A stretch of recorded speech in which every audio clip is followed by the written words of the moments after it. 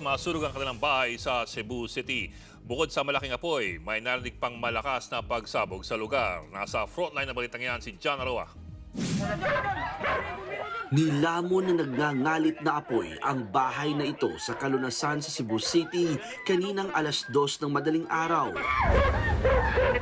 Sa lakas ng sunog, napasigaw at naiyak na lang ang mga nasunugan habang nakikitang tinutupok ang kanilang bahay.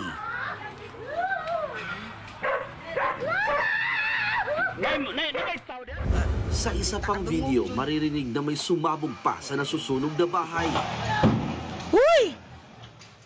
Agad namang dumating ang mga bumbero at naapula din ang apoy matapos ang kalahating oras. Yun nga lang, nasawi sa sunog ang isang lolo. It's very unfortunate na hindi siya nakalabas sa kwarto niya. No?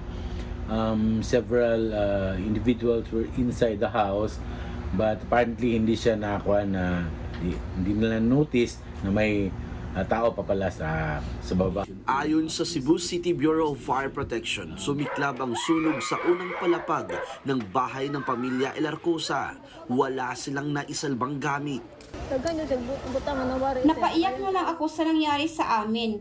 Naanghilan pa kami dahil matagal kami natulog. Kung nangyaring maaga kami natulog, pati kami masusunog.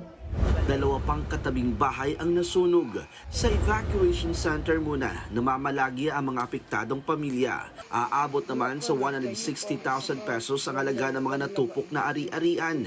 Inaalam pa ng mga bumbero ang sanhi ng sunog. Nagbabalita mula sa frontline, John Aroa, News 5. Mga kapatid, Ed Lingaw po, maging maalam at may pakialam sa mga napapanahong balita sa ating bansa. Para sa mas malalimang pagtalakay at paghimay sa mga issue at headlines, tumutok lamang at pag-subscribe sa social media pages ng News 5.